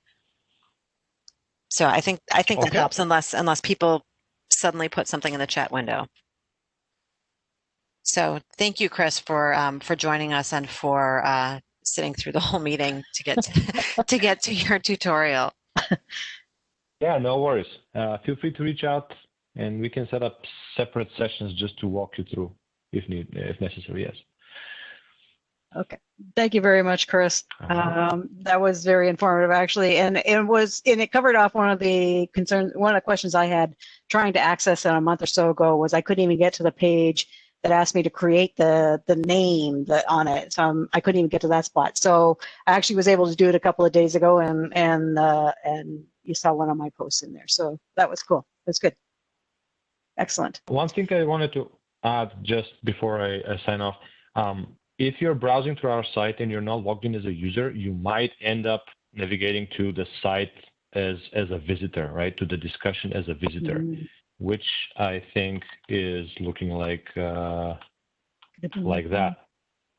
Hold a second.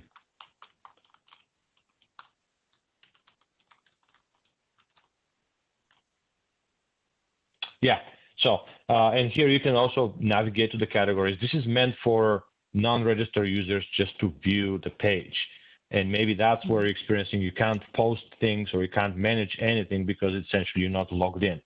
Of course, you're pointed to sign in when you look at, I don't know if you see my screen.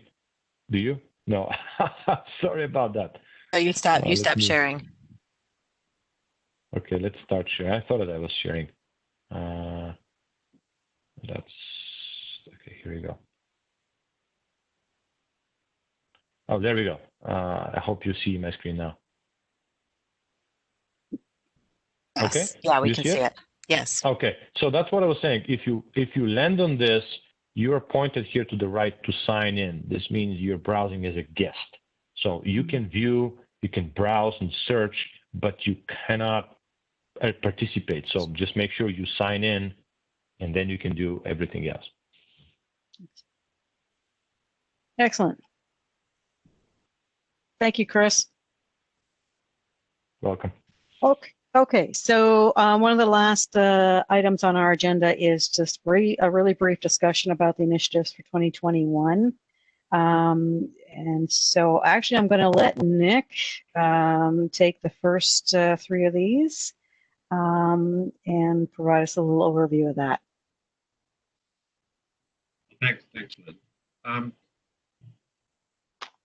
first item is the webinar series, and what I'm thinking is that we can use our learning from the Learn Live program to engage our members in the Global Council across a series of topics on a quarterly basis to effectively cover off common issues and create awarenesses that I think could be quite useful, not only for those that are participating, but if we actually manage to host that webinar for those that are unavailable at a point in time, they can actually pick up on those learnings as well.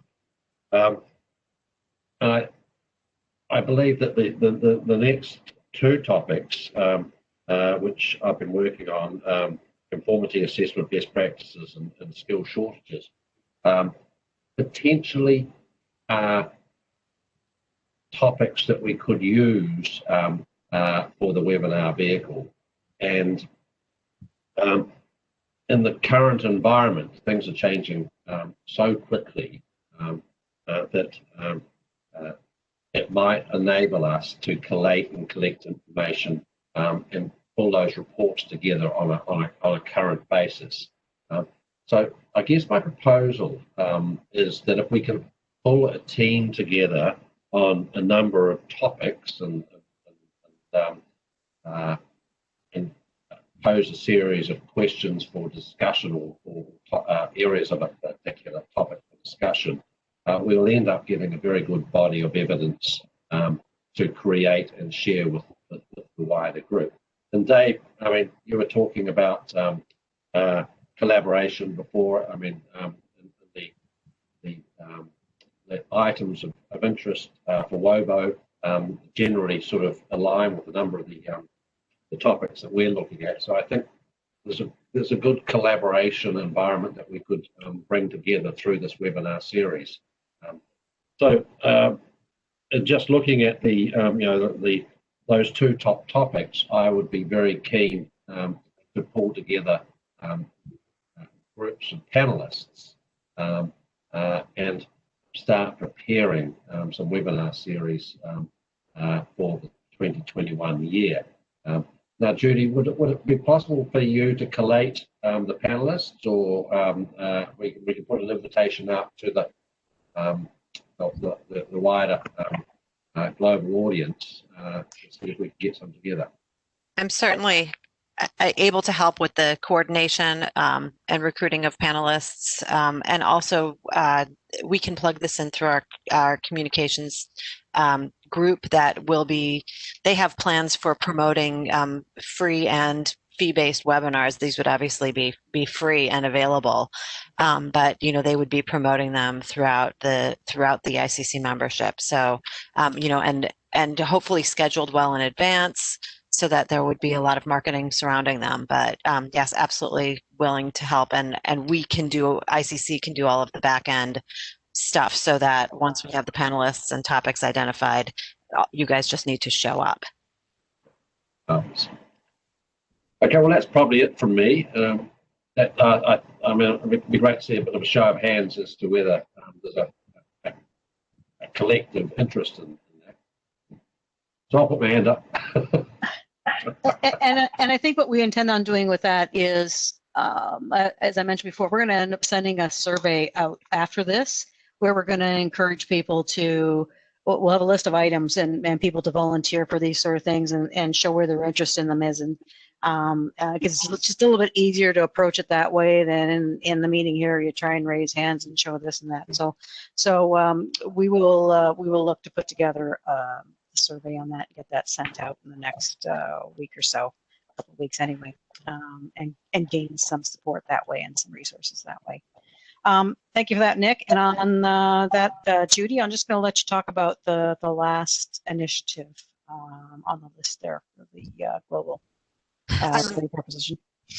Sorry, thank you. I don't think I actually have anything more to add other than what I covered in my report. This is something that is on my list. I'd like to put together, and I've talked to our membership department about a sort of pathway for new members, global members, to help them understand what ICC does besides write codes or publish codes, and you know, partner them up with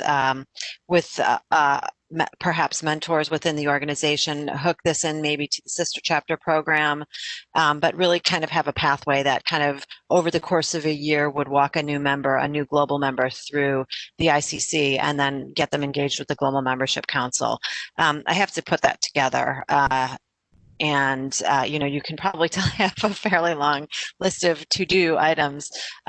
This is consistently towards the top of that, but I do have the this sort of blessing and buy-in from membership to look at something like this. So thanks to everyone's comments about the value proposition questions, and I will be reporting back on this as it develops.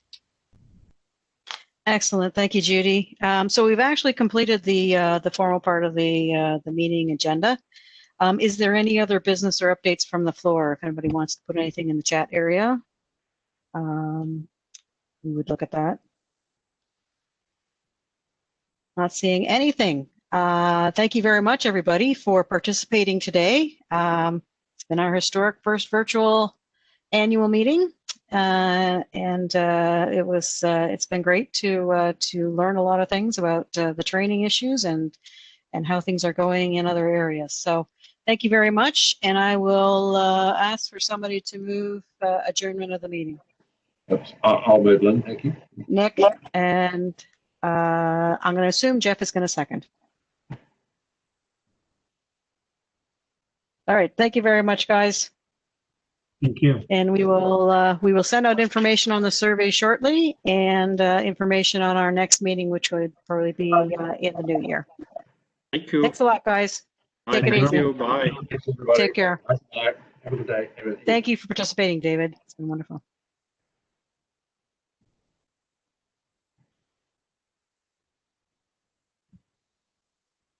Judy, can I get access to the recording?